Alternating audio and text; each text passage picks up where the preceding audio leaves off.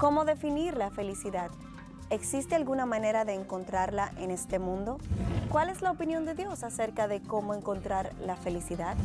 Esta semana, en Respuestas, en búsqueda de la felicidad.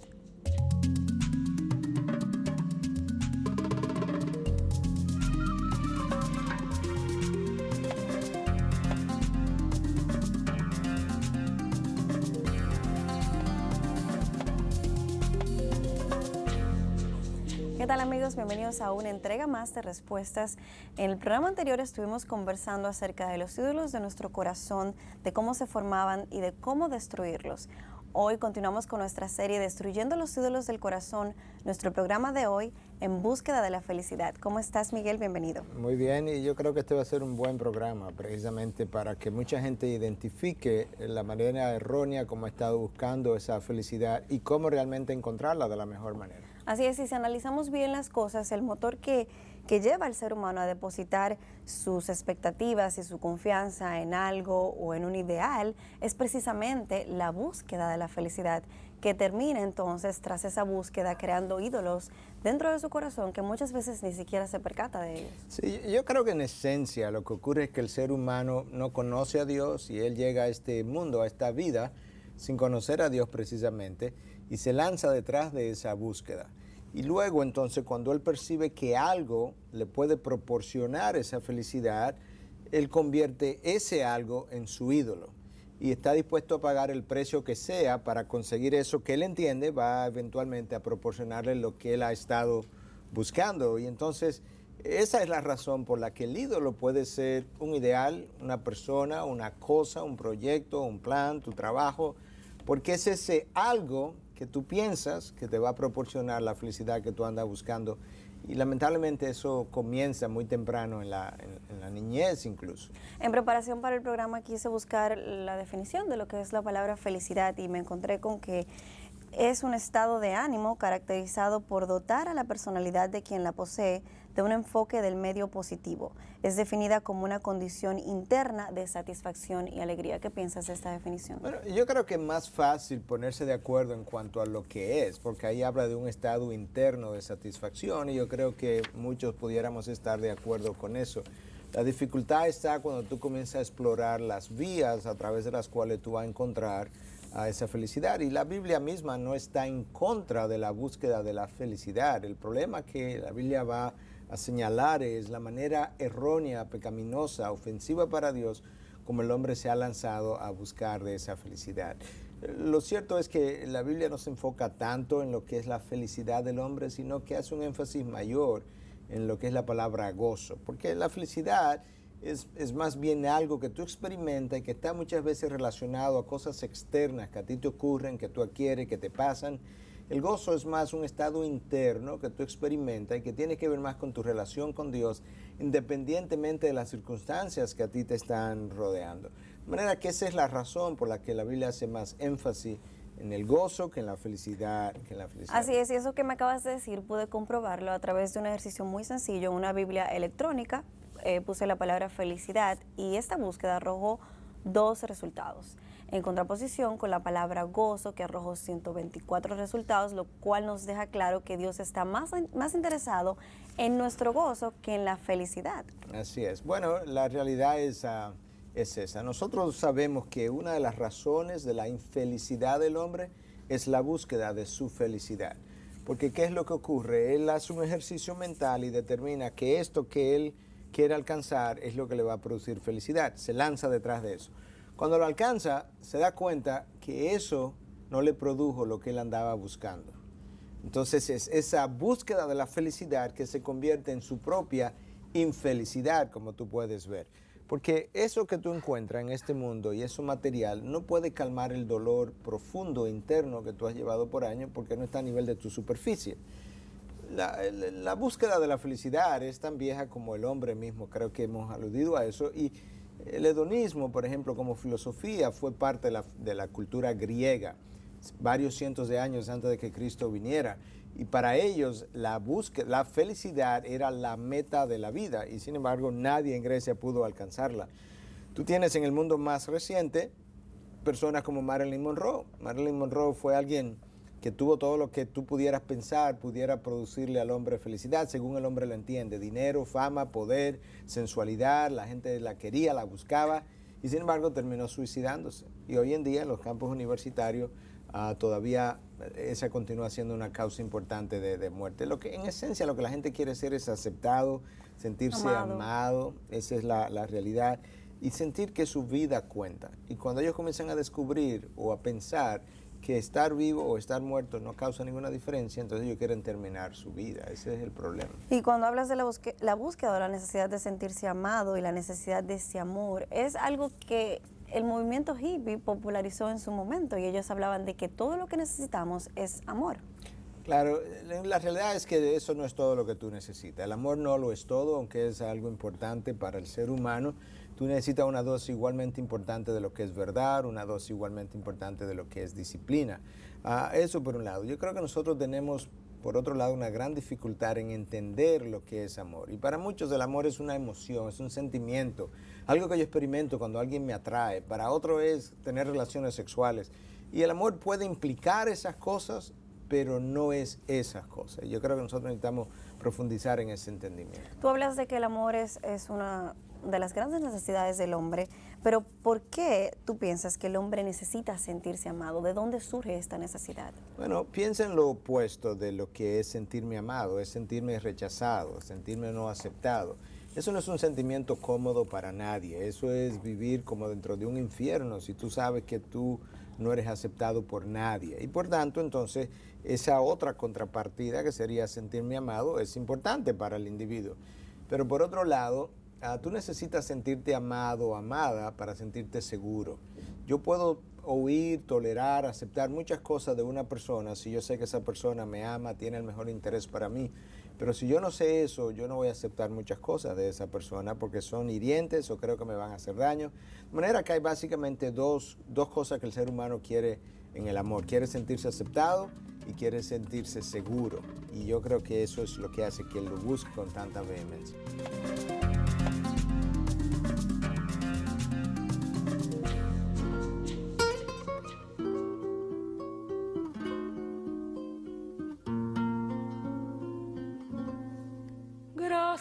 A la vida. Wow, ¿has escuchado esa canción de Violeta Parra? Es preciosa, es un himno de gratitud por el milagro de la vida, por el regalo de poder ver, escuchar, caminar en diferentes lugares, conocer, razonar, en fin, de disfrutar la vida misma.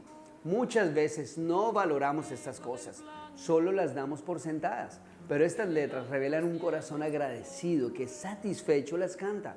Y dicen que un corazón agradecido es un corazón feliz. Pero sin embargo, en febrero de 1967, la misma Violeta Parra, después de varios intentos fallidos, decidió quitarse la vida, sucumbiendo presa de la amargura, la depresión y el dolor insoportable. Yo quiero entender cómo un corazón agradecido que pudo percibir y valorar de esa forma la belleza de lo cotidiano de la vida y plasmarlo en una linda canción, termina ahora suicidándose. ¿Será que aquello que la vida le dio era efímero y perecedero? Cuando ponemos nuestros ojos en las cosas terrenales, cuando nuestro sentido de agradecimiento y el gozo en nuestra vida está fundamentada en personas, éxito, fama, placeres o fortuna, es necesario que nos hagamos las siguientes preguntas. ¿Qué pasaría si un día todo se acaba? Si mis éxitos de un momento a otro se esfuman. Y si un día ya no puedo ver, caminar u oír. Y si pierdo el amor de mi pareja. Y si un desastre sucede y acaba con mi casa, mis posesiones o se lleva a mis familiares. Imagínatelo por un momento. Y si ante alguna o ante todas estas circunstancias nuestras vidas se desmoronan, permíteme decirte que estamos en serios problemas. Como todo lo terrenal, nuestros bienes los podemos perder. Nuestras metas pueden fracasar. Nuestra pareja se puede marchar.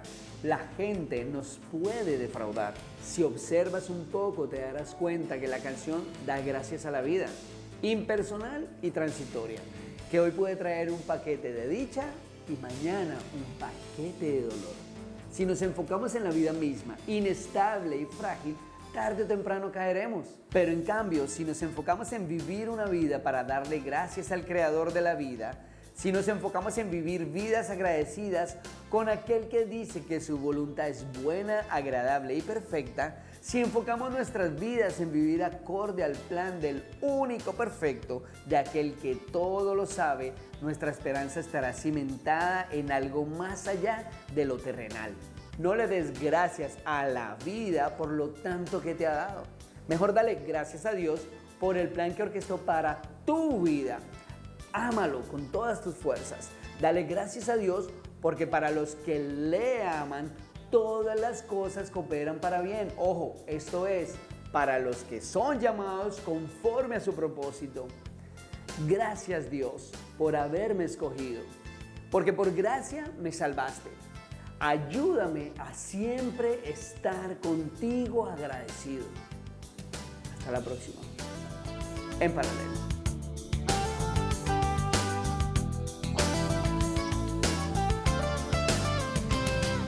Miguel, te comentaba que 1 Corintios 13 es un pasaje que describe perfectamente lo que es amor, la palabra amor o el amar, y quería compartirlo contigo. Dice, el amor es paciente, es bondadoso, el amor no tiene envidia, el amor no es jactancioso, no es arrogante, no se porta indecorosamente, no busca lo suyo, no se irrita, no toma en cuenta el mal recibido, no se regocija de la injusticia, sino que se alegra con la verdad. Todo lo sufre, todo lo cree, todo lo espera, todo lo soporta. ¿Crees que esta es la descripción perfecta de lo que es la palabra amar? Definitivamente. Yo creo que hay cosas ahí que la mayoría de las personas no se percatan. En nuestro lenguaje, cuando tú lees eso, las palabras que tú acabas de leer son adjetivos en la mayoría, calificando cómo el amor luce. Sin embargo, en el lenguaje original ahí hay 13 verbos que implican acción, lo que nos deja ver que el amor no es tanto una emoción, es una acción, es algo que yo decido hacer. El apóstol Pablo escribiendo, ¿verdad? Decía que el amor es paciente, es bondadoso. Bueno, paciencia en ese lenguaje original, upomone es la palabra, implica permanecer bajo calor por mucho tiempo. Eso es una decisión que yo tengo que tomar. La bondad, la persona que es bondadosa lo hace, se mueve antes de que se lo pidan. Su bondad la mueve. ¿Por qué? Porque es una acción. El texto habla de que el amor no tiene envidia, lo que te da a entender que cuando yo estoy pensando en amar, yo no estoy pensando en mí, yo tengo que pensar en el otro. Yo no voy a desear lo que el otro tiene de una forma insana. El problema está en que cuando tú tienes, por ejemplo, una pareja, si cada cual quiere ser satisfecho por el amor del otro, en vez de dar cada uno de sí para el otro, ambos pierden. Pero si yo doy lo mejor de mí para mi esposa y ella da lo mejor de mí, de ella para mí, ambos ganamos. En eso es que consiste el verdadero amor. Por eso la palabra ahí en el original es ágape. No es la palabra amor que conocemos nosotros, que es más el eros, que es la forma como nos relacionamos sexualmente, o fileo, que es el amor entre hermanos. No, esto es un amor incondicional. Y ese es el verdadero significado del amor. Tú hablas de que el amor tiene más que ver con proveer, con dar, pero la realidad es que cuando la persona anda en búsqueda de ese amor y tras la búsqueda de su felicidad, lo más extraño es que esa persona no anda buscando dar, sino recibir algo a cambio. Así es, y todo el que hace eso permanece infeliz, porque como bien hemos oído, es dando que se recibe. Cuando a Cristo le preguntaron cuál era el mayor mandamiento de la ley de Dios, en otras palabras, como Señor, danos en una cápsula el resumen de en qué consiste la ley. Dios dice, amarás al Señor tu Dios con todo tu corazón, con toda tu alma y con toda tu fuerza, y al prójimo como a ti mismo. Con lo cual Dios estaba tratando de tomar nuestros ojos, quitarlos de nosotros mismos y ponerlo primero en Dios y luego en el otro.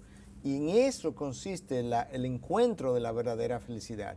Nosotros nos vivimos enfocados en lo que yo quiero, en mi preferencia, en la manera que yo quiero vivir, y todas esas son las formas, las causas de mi inseguridad.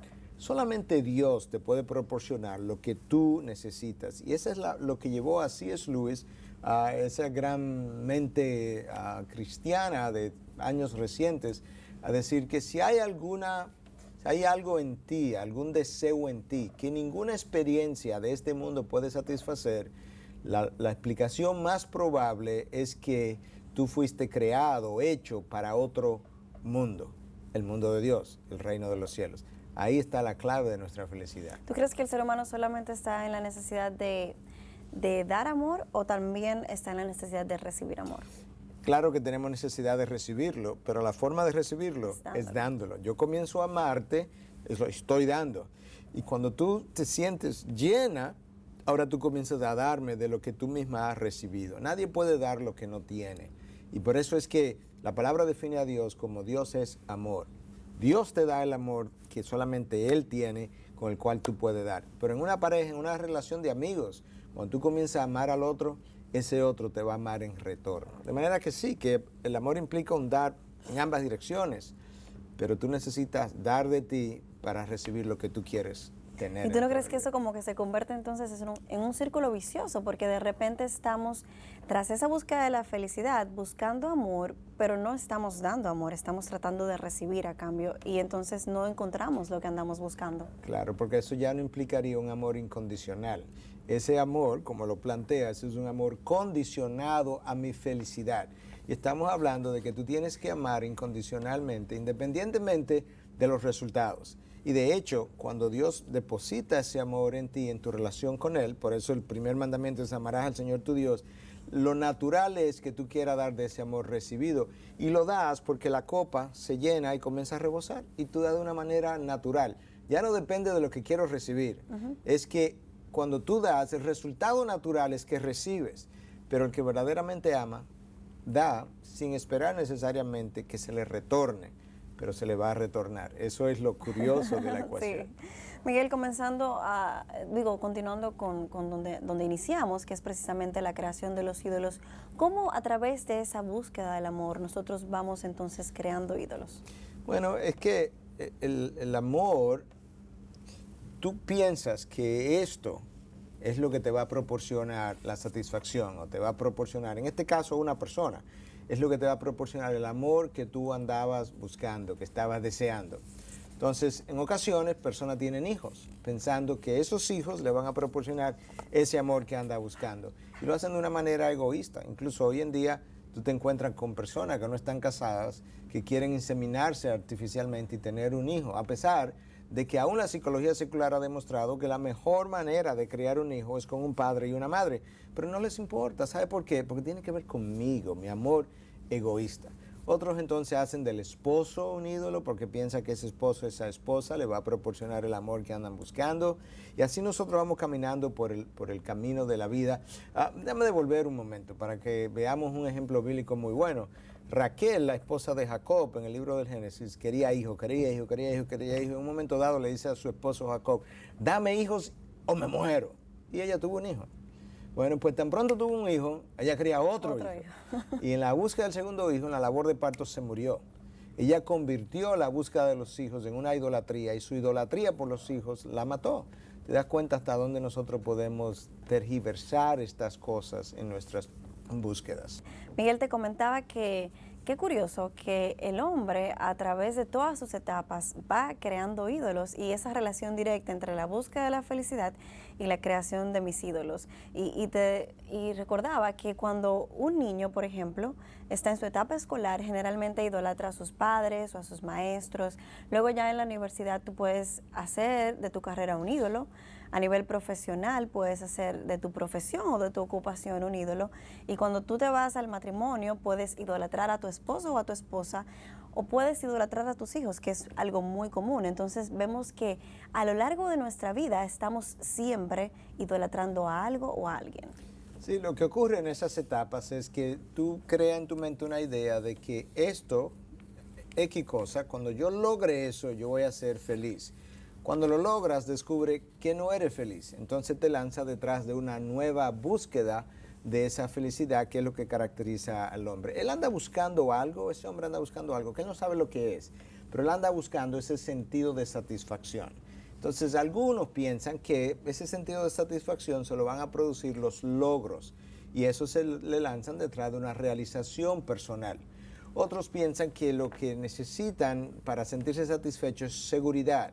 Entonces, en la seguridad se lanzan detrás de riquezas, por ejemplo, que lo puedan hacer sentir seguro, o otros piensan en un matrimonio que le pueda dar cierta seguridad. Otros piensan en el matrimonio para no sentirse solo porque temen, tienen temor a la soledad. Entonces, en ese temor a la soledad, prefieren entonces lanzarse detrás de un compañero, porque ellos todo el tiempo piensan, esto es lo que finalmente yo necesito para callar ese sentido de insatisfacción que existe en mí. Ellos no saben lo que es, todo el tiempo ignorando que el problema es que no tienen a Dios, pero ellos sí saben que hay algo que les falta y eso es lo que andan buscando. Y en cada etapa entonces es claro que existe esa insatisfacción en el hombre y yo me pregunto a qué se debe esta falta de contentamiento, Miguel. Bueno, yo creo que por un lado, donde Dios no está, cuando tú consigues finalmente lo que andabas buscando, descubres que realmente eso te deja insatisfecho, porque ciertamente la insatisfacción que experimenta no es tanto tu carne que necesita ser satisfecha, aunque la carne demanda, pero es tu alma. Y esa demanda que el alma hace, solamente Dios la puede satisfacer. Eso por un lado. Por otro lado, yo creo que el hombre es un ser insaciable, es un ser que por naturaleza, por su mismo pecado, nunca está contento con lo que tiene. Si quiere una casa y el vecino quiere una casa más grande, ahora el sentido de envidia o de inferioridad que él siente porque su casa es inferior, le hace desear una casa mayor. Son todas esas inseguridades que vuelven al hombre insaciable, voraz, por desear cada vez más, cada vez más. Si tú piensas que las riquezas te van a dar seguridad, cuando adquieres dinero, todavía te sientes inseguro porque es un problema interno. Tú vas a querer más riquezas porque tú piensas, esta cantidad no es suficiente. Esa es la razón por la que yo necesito más. Y nunca terminas. Es como beber agua de sal. Siempre quieres más agua, Más te vuelves agua, más no sediento. te quita la sed, exacto. Exactamente. Miguel, en esencial, y como dijimos en el programa pasado, los ídolos son creados como resultado de nuestras necesidades y en la búsqueda por llenar esas necesidades, entonces. Claro, tú tomas eso que tú piensas que te va a llenar la necesidad, tú lo colocas en el primer lugar. Lo pones en el primer lugar porque tú le vas a dedicar tu mejor esfuerzo, tu mejor tiempo, tu mejor energía. Como está en el primer lugar, ese es tu ídolo. Esa es la definición técnica de lo que es un ídolo. Es algo, alguien, una idea que reemplaza a Dios de su primer lugar. Entonces eso que tú te has lanzado a encontrar es el ídolo. Y tú que lo buscas eres la idólatra. Entonces te das cuenta de la relación que existe ahora entre el ídolo, la idólatra y lo que yo he hecho de eso que considero mi primera búsqueda, que no es Dios. Cuando hablábamos de los ídolos que construimos, mencionábamos el dinero, el sexo, el poder, que son cosas que el hombre también busca para llenar sus necesidades. Yo me pregunto, ¿de qué manera piensas que el poder puede contribuir a ese aparente estado de felicidad? Bueno, el poder, por un lado, cuando lo usas, muchas veces te ayuda a conseguir más dinero. Con el dinero que consigues, tú puedes comprar cosas que te producen cierto placer, desde viajes hasta cosas materiales que te producen cierto placer que tú confundes con felicidad.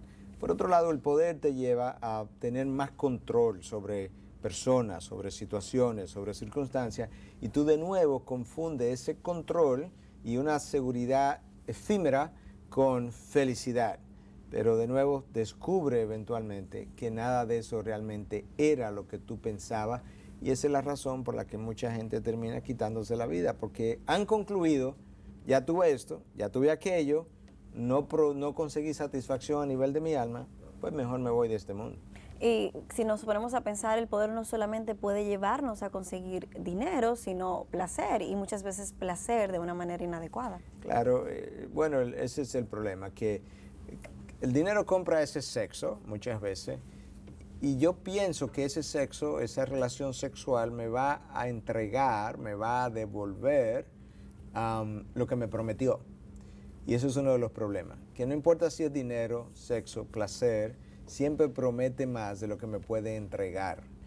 Lo curioso del hombre es que Dios le ha hecho promesas al hombre que él no cree. Sin embargo, la droga, el poder, los placeres le prometen darle cosas que él cree. Él cree esas promesas y ese hombre se va detrás de esas promesas, que cosas materiales le han hecho, que él ha escuchado, que él ha creído, y él no le cree a Dios. Adán hizo lo mismo.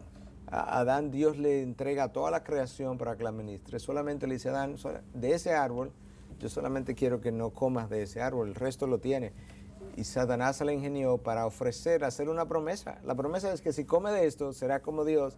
Y él le creyó a Satanás antes que a Dios. Es increíble hasta dónde el hombre, la criatura, es capaz de hacer con Dios. Así es, y definitivamente es increíble ver que todo lo que el hombre se le ha prohibido es lo que él precisamente desea. Y yo me pregunto, ¿qué es lo que hace que el hombre desee tanto lo prohibido, Miguel? Bueno, eso fue lo que Adán exactamente tipificó. Se le prohibió esto, eso era lo que él quería.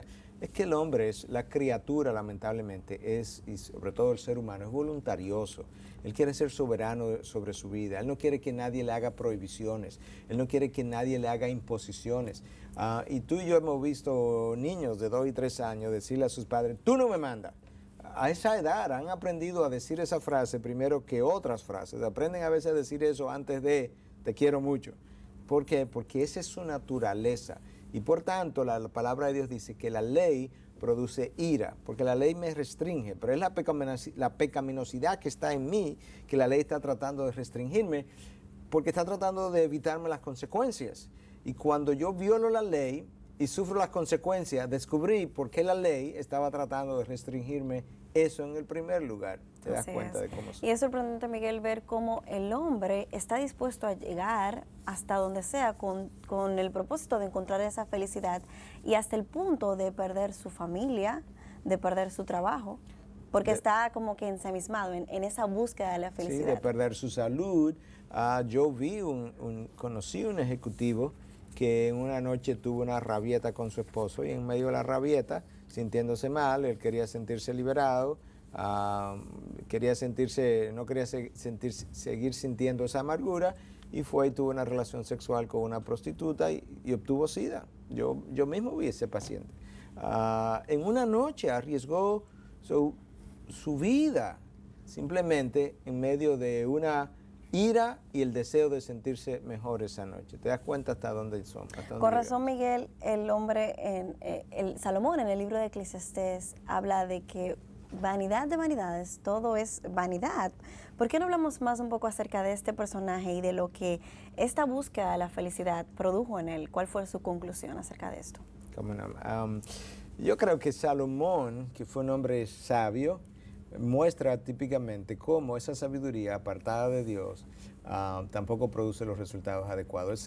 Salomón se volvió irracional, como ocurre con muchos individuos, y literalmente se lanzó detrás del vino, del placer, de logros, de obras, y al final él termina con esa conclusión. La palabra vanidad significa vacío. Lo que Salomón estaba diciendo, después yo terminé de hacer todo eso, yo todavía quedé vacío. Imagínate ahora, esta generación que es continuamente alimentada de una forma narcisista, tú te lo mereces, tal cosa es el placer de la vida. Disfrútalo. Disfrútalo. Experiméntalo. Experiméntalo. Ese tipo de cosas. ¿Qué es lo que está haciendo? Es alimentando nuestro egocentrismo, con lo cual alimentamos nuestra infelicidad. Porque la felicidad del hombre él nunca la va a encontrar por caminos egoístas. Entonces te das cuenta de que solamente Dios puede proveer eso. Miguel, te comentaba que si el dinero, el placer, el sexo pueden llenar algunas necesidades del ser humano, nosotros seguimos pensando que estas nos pueden producir o nos pueden otorgar la felicidad. Y yo no entiendo por qué el hombre sigue pensando que todas estas cosas van a hacernos felices si realmente nunca lo hemos conseguido. Bueno, yo creo que en parte es la falta de reflexión y lo que el hombre no entiende, que en primer lugar esas cosas que le pueden producir una cierta satisfacción y lo hacen, son temporales y esa es la razón por la que al otro día están igual que el día anterior, aunque hayan tenido media hora o una hora o aún una noche de placer o de satisfacción. Primero, la temporalidad de las satisfacciones que encontramos en la vida. Segundo, porque en la búsqueda de esa felicidad terminamos pecando contra Dios, violando muchos de sus principios. Y en tercer lugar, aun cuando esas cosas de las cuales yo haga uso no sean pecaminosas en sí, y aun cuando incluso yo las use de una manera no pecaminosa, todavía la realidad persiste y es que el dolor, el vacío que experimento no está a nivel de mi superficie, como yo aludí en un momento anterior, son cosas mucho más profundas del alma, que las cosas que satisfacen la carne no pueden proveer satisfacción a esa alma que está vacía de algo que es su relación con Dios. Y esa es la razón en esencia. Y volviendo a Salomón, yo me pregunto, ¿cómo un hombre tan sabio termina concluyendo en este libro con que vanidad de vanidades, todo es vanidad, y termina básicamente deprimido, insatisfecho e incursionando en una serie de pecados que dejan mucho que decir. Claro. Déjame yo leer un texto de Salomón, porque quizás algunos no están familiarizados con el personaje y su búsqueda en este libro de Eclesiastés, pero Salomón es el individuo que recibe sabiduría extraordinaria de Dios y Dios le dice que él iba a ser más sabio que cualquier hombre sobre la faz de la tierra antes y después de él.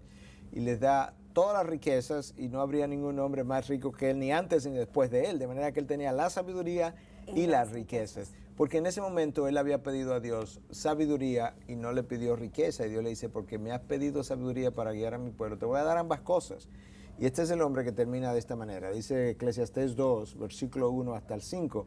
Entonces me dije, ven ahora, te probaré con el placer, diviértete. Y aquí también esto era vanidad. Dije de la risa, es locura, y del placer, ¿qué logra esto? Consideré en mi mente cómo estimular mi cuerpo con el vino, mientras mi mente me guiaba con sabiduría, y cómo echar mano de la insensatez, hasta que pudiera ver qué hay de bueno bajo el cielo, que los hijos de los hombres hacen en los contados días de su vida. Engrandecí mis obras, me edifiqué casas, me planté viñedos, me hice jardines y huertos y planté en ellos toda clase de árboles frutales. Y él continúa enlistando todas las cosas que él logró hacer. Y al final dice vanidad de vanidades. Bueno, ¿qué fue lo que ocurrió? En un principio él tenía una relación con Dios, él recibe sabiduría, él recibe riquezas. Mientras él estuviera conectado con Dios, él iba a tener la sabiduría para administrar las riquezas. Él se despega de Dios y él se vuelve insensato, él se vuelve necio, él se vuelve un placentero, un hombre en busca de placer, un hombre irracional. Porque la sabiduría depende de tu relación con Dios. Oye lo que el mismo Salomón llegó a escribir en momentos durante este tiempo de él haberse descarriado, él tiene momentos de lucidez. Y él escribe en uno de esos momentos, en 2.26 de Eclesiastés, porque la persona que le agrada, él, refiriéndose a Dios, le ha dado sabiduría, conocimiento y gozo. Mas al pecador le ha dado la tarea de recoger y amontonar para darlo al que agrada a Dios. Esto también es vanidad y correr tras el viento. Eso es lo que Salomón entendió en un momento dado, que Dios es el que da sabiduría y gozo, pero se la da al que agrada a Dios. Te despega de Él, no la tienes. La recibes y luego te despega de Él, la pierdes y actúa como si esa sabiduría nunca hubiese sido tuya. ¿Te das cuenta cómo nosotros somos en nuestra naturaleza carnal caída? Eso llevó a Cristo a decir en Juan 15:5, separados de mí, nada podéis hacer. De hecho, el texto es el siguiente: el que permanece en mí, yo en él, ese da mucho fruto, porque separados de mí, nada podéis hacer. El fructificar depende de que permanezca en él, y separado de él, yo puedo hacer muchas cosas. Él dice nada podéis hacer, pero Cristo cuando dice nada, se refiere a nada con propósito, nada con sentido, nada con valor eterno. Son cosas materiales que se van a esfumar en tus propias manos. Cuando leemos el libro de Eclesiastés, lo que salta a la vista es este sentido de frustración que sentía Salomón tras esta búsqueda de la felicidad. Y yo me pregunto, ¿qué tú piensas que lo llevó a experimentar a él en su vida ese sentido de fracaso, siendo una persona aparentemente exitosa a los ojos del mundo? Fracaso, frustración. Las frustraciones dependen. Yo la experimento cuando yo comienzo a sentir impotencia, porque yo no puedo cambiar lo que yo entiendo debiera ser de otra manera. Eso es lo que Salomón expresa en su propio libro. Míralo aquí de nuevo, Eclesiastés 7:13. Considera la obra de Dios, porque ¿quién puede enderezar lo que él ha torcido? Salomón dice, aquí hay cosas que no se pueden cambiar, yo no la puedo enderezar, y entonces él está en esta pregunta. Él expresa una cierta frustración. Bueno, la realidad es que yo no gobierno la vida. Como yo no la gobierno, hay muchas cosas que yo no las controlo ni las puedo cambiar. Si no las acepto, yo voy a vivir con mucha infelicidad e insatisfacción. Y eso es lo que mucha gente tiene, falta de aceptación. Ahora, la aceptación a la que yo me refiero y que hemos aludido en otros programas no es simplemente resignación. No, aceptación es cuando tú entiendes que estas cosas, estas circunstancias aparentemente insatisfactorias de la vida son precisamente el instrumento de Dios para producir en ti lo que eventualmente tú quisieras ser, y es ser un ser feliz, satisfecho en Él. Y de ahí depende entonces tu satisfacción. A propósito de lo que hablas de que el ser humano siempre va en busca de cosas que entiende le van a dar la felicidad, pero que él realmente no necesita, quiero compartir este poema contigo de autoría anónima, pero muy conocido por todo el mundo. Dice: pedí a Dios fortaleza y me dio dificultades para fortalecerme. Pedí a Dios sabiduría y me dio problemas para resolver. Pedí a Dios prosperidad y me dio fuerza física y un cerebro para trabajar. Pedí a Dios coraje y me dio peligros que sobrepasar. Pedí a Dios paciencia y me colocó en situaciones donde estuve forzado a esperar. Pedí a Dios amor y me dio personas problemáticas a las cuales ayudar. Pedí a Dios favores y me dio oportunidades. No recibí nada de lo que pedí, recibí todo lo que necesitaba. Mi oración ha sido contestada. Bueno, yo creo que aquí hay mucha sabiduría detrás de alguna de esas palabras. Nota cómo la persona dice: yo pedí poder y lo que me dieron fue debilidad para humillarme. Bueno, ¿por qué si yo le pido a Dios poder, Dios quiere darme debilidad para humillarme? Dios conoce que mi orgullo, que es lo contrario a la humildad, es lo que me lleva muchas veces a no buscar de Él y a no buscar los caminos de felicidad y satisfacción por los caminos de Dios. Yo quiero hacerlo a mi manera, a lo Frank Sinatra, y entonces cuando Dios me hace humilde, entonces yo puedo comenzar en mi humildad ahora a buscar de Dios y a aceptar y a reconocer que yo no puedo hacer esto por mí mismo, que Dios tiene que ayudarme. Dios conoce qué es lo que nos roba el sentido de satisfacción, y una de esas cosas es el orgullo. Él quiere removerlo. ¿Cómo lo va a hacer? Dándome entonces dificultades que me humillen, debilidad, para que yo pueda encontrar lo que quiero realmente y que ando buscando de otra manera. En el poema la persona estaba pidiendo riquezas para ser feliz y dice que recibió pobreza para ser sabia. ¿De qué manera la carencia nos puede volver sabios, Miguel? Bueno, es que no es que las riquezas en sí nos vuelven simples de mente, no es eso exactamente, pero frecuentemente lo hacen, y lo hacen porque las riquezas a muchos los lleva a comprar placeres, y esa vida de placer es una vida superficial. La carencia muchas veces entonces nos vuelve más reflexivo, nos hace descubrir mejor qué es lo que verdaderamente vale en la vida. Y lo que esta persona está diciendo en un momento dado, que ella llegó a descubrir entonces la necesidad de Dios, precisamente para ella poder entonces disfrutar la vida. Eso es como el texto tuyo lo decía. Ella buscaba en un momento dado, dice, el aplauso de los hombres, y sin embargo no recibió el aplauso de los hombres. ¿Para qué? Para que ella pudiera encontrar la necesidad de Dios, y al encontrar la necesidad de Dios, comenzar a buscar a Dios que pudiera producir lo que ella andaba buscando precisamente. Así es. Eso es lo que ella está tratando de comunicarnos a nosotros.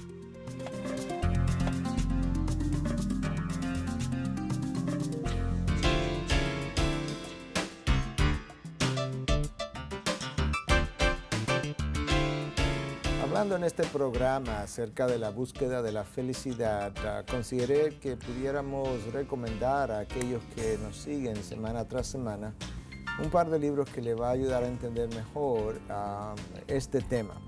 El primero es de un autor muy conocido y que escribe de una forma sumamente práctica, es Charles Swindoll.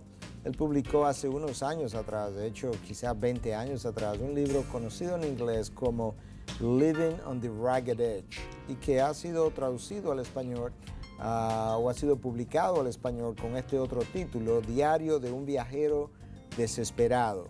Y es la vida de Salomón, es el estudio del libro de Eclesiastés vía el estudio de la vida de Salomón.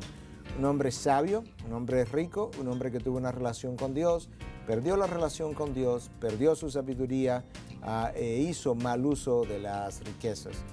El libro nos va a ayudar a entender que ese hombre de la sociedad, no solamente la sociedad contemporánea, de la sociedad de toda la vida, ha vivido en búsqueda de una felicidad por caminos errados, caminos falsos, y nos va a ilustrar a través de la vida de Salomón cómo tú puedes encontrar placer, puede tener mujeres, 1000 mujeres llegó a tener Salomón, puede tener dinero, puede tener fama, puede tener poder, puede ser el rey y todavía sentirte altamente insatisfecho cuando Dios no es parte de tu vida. Por eso, la conclusión del libro de Eclesiastés es básicamente, en primer lugar, vanidad de vanidades, todo es vanidad. Y al final del libro, entonces, Salomón ha reconocido cuánto se había desviado de Dios y le dice que cuando todo se ha dicho y hecho, en esto consiste la vida, la clave de la vida, en que temas a Dios, que busque de Él. De eso va a hablar este libro. El segundo libro es un libro mucho más reciente, apenas publicado en el último año, de Timothy Keller.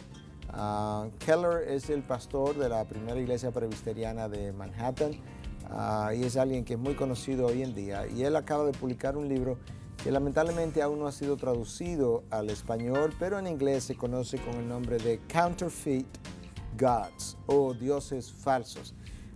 Y tiene un subtítulo que es este: Las promesas vacías del dinero, sexo y poder y la única esperanza que realmente importa. Este es un libro sumamente contemporáneo, con ilustraciones del mundo contemporáneo, tan cercana a las ilustraciones como grandes pérdidas que ocurrieron en personas de dinero ahora con la última catástrofe, la última dificultad económica de Estados Unidos. Y va a hablarnos de forma directa de cómo nosotros construimos estos ídolos, cómo hacemos de ellos nuestros dioses, y luego va a dedicar un capítulo exclusivo al tema del dinero, del sexo, del poder. Yo creo que este es un libro que muchos van a apreciar, escrito por alguien muy perceptivo y que escribe con mucho sentido bíblico.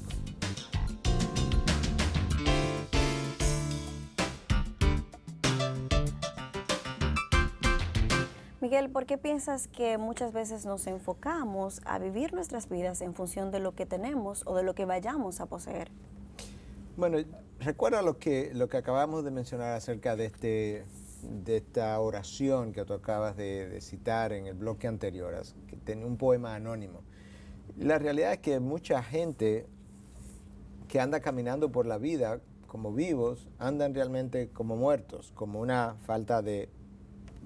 tienen falta de sentido, de propósito, de significado, y como que su vida no cuenta, aún para ellos mismos. Entonces se sienten más muertos que otra cosa.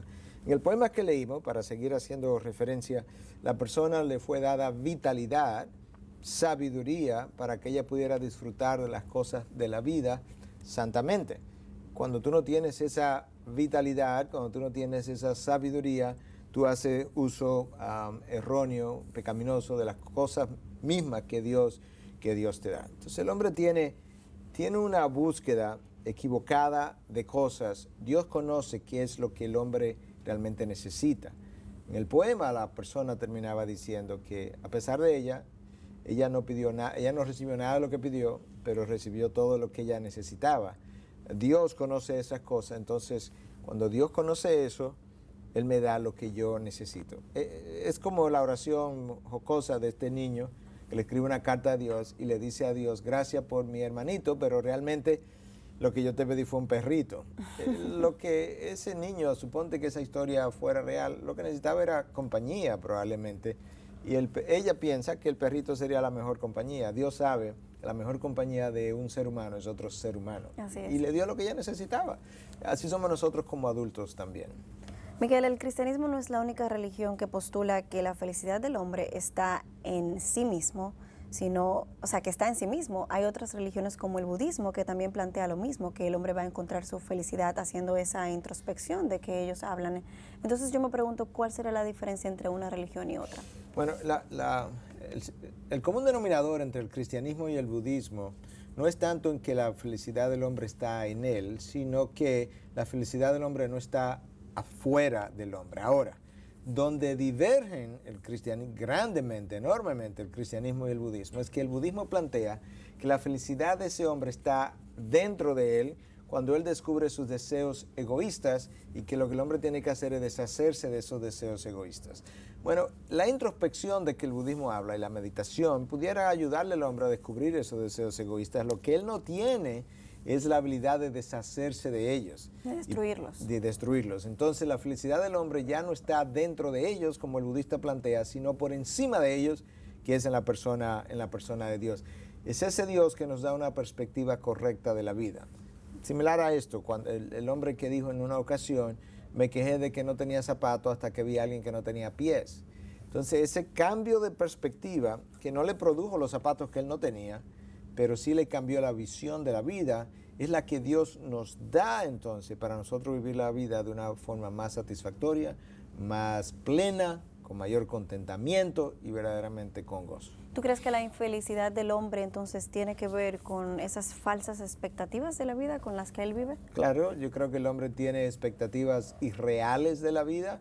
Piensa, para comenzar, que él es el centro de la vida y no Dios, por tanto ya ahí comienza a tener expectativas irreales porque él espera más de lo que la vida le va a dar. Él espera más de lo que él merece incluso, entonces él tiene expectativas irreales. Mira cómo el apóstol Pablo expresó su sentido de contentamiento en Filipenses 4, del 11 al 13. No que hable porque tenga escasez, pues he aprendido a contentarme cualquiera que sea mi situación. Sé vivir en pobreza y sé vivir en prosperidad. En todo y por todo he aprendido el secreto tanto de estar saciado como de tener hambre, de tener abundancia como de sufrir necesidad. Todo lo puedo en Cristo que me fortalece. Oye, como Pablo dice, todo lo puedo en Cristo. Ese todo lo puedo en Cristo tiene una referencia a vivir en pobreza o en vivir en prosperidad y sentirme en un estado y en el otro contento, porque no depende de lo que me está pasando afuera, ni siquiera de lo que me está pasando dentro de mí, sino de lo que Dios está haciendo en mí. Alguien decía que tu felicidad no depende de lo que pasa alrededor de ti, sino de lo que te pasa a ti. Entonces eso que te pasa a ti es, en el contexto de lo que esta persona estaba diciendo, es que Dios te está cambiando. Y entonces tu felicidad depende de que Dios realmente esté haciendo ese trabajo en ti. Lamentablemente tenemos el síndrome de la grama más verde, como dicen en inglés, the syndrome of the greener grass, que es que todo el vecino, toda persona se para en su casa, mira la grama del vecino y dice, mira qué bonita está la grama del vecino. Entonces siempre la grama del vecino está más verde que la mía. Que la mía. Y así es la vida, pero no es verdad. Miguel, ¿tú crees que ese sentido de contentamiento del que hablaba Pablo podría en algunas ocasiones ser confundido con conformismo? Con decir, bueno, nada, lo que será, será, vamos a conformarnos, esto fue lo que Dios nos envió. No, el conformismo es una conducta derrotista, muy flemática de ver la vida, donde, bueno, al menor esfuerzo, si esto es lo que hay en buen dominicano, pues eso es lo que hay. Ese no es el contentamiento. El contentamiento está hablando de algo que, número uno, tú tienes que tener una relación con Dios. El conformismo no está directamente relacionado con Dios, sino simplemente resignarte a la vida. Número dos, tú vas a hacer tu mejor esfuerzo para producir tus mejores resultados en relación con Dios. Y cuando esos resultados no se den como tú lo esperabas, tú vas a entender que Dios así lo orquestó porque tenía un plan que llevar a cabo contigo y aún con esos resultados de esa manera, y tú vas a aceptar eso. Eso te da aceptación, conformidad, o mejor dicho, sentido de contentamiento, pero no el conformismo derrotista, medio vago, que muchos usan para racionalizar su poco esfuerzo. Eso es otra cosa. Miguel, hacia el final de este programa, ¿cómo nos despides en el día de hoy? Trae una cita que quería usarla en algún momento y la estaba reservando hacia el final precisamente, quizá de esa manera. Es una cita anónima también que aparece al pie de un email que alguien me envió precisamente en el día de ayer. Y ahí la cita decía lo siguiente: el contentamiento es un estilo de vida que nos ayuda a evitar las cosas que contristan profundamente el corazón de nuestro Padre Celestial. Algunas de estas cosas son desear tener cosas más que a Dios, desear el placer más que la piedad, el deseo de satisfacernos a través de las cosas más que el de encontrar la satisfacción en Dios, el deseo de cosas mejores o de las cosas que otros poseen más que el agradarle a Dios por lo que ya tenemos, el deseo de obtener las recompensas del mundo físico más que el de obtener las recompensas eternas. Lo que esta persona está diciendo es que el contentamiento va precisamente a consistir en evitar las cosas temporales con las que nosotros estamos ofuscados y estamos buscando continuamente, en aras de buscar las cosas eternas. Y que muchas veces la búsqueda de lo temporal es lo que interfiere en mi búsqueda de lo eterno, que es Dios. Y en esa búsqueda temporal es donde yo encuentro muchas insatisfacciones. Todas las personas tienen la capacidad de desilusionarnos y dejarnos insatisfechos. Y todas las cosas en este mundo tienen la capacidad de hacer exactamente lo mismo. La única persona que jamás te ha de desilusionar y dejarte insatisfecho es la persona de Dios, y en Él radica tu contentamiento. Así llegamos al final. Muchísimas gracias por haber estado aquí con nosotros y por Elena. compartir con nosotros sobre este tema. ¿Cómo no?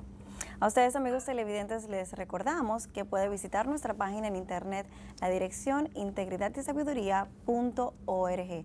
Siempre procuramos mantener actualizada nuestra página de forma que usted pueda acceder a ella y encontrar respuestas a sus interrogantes conforme al estándar bíblico. Gracias por haber estado con nosotros y será hasta la próxima.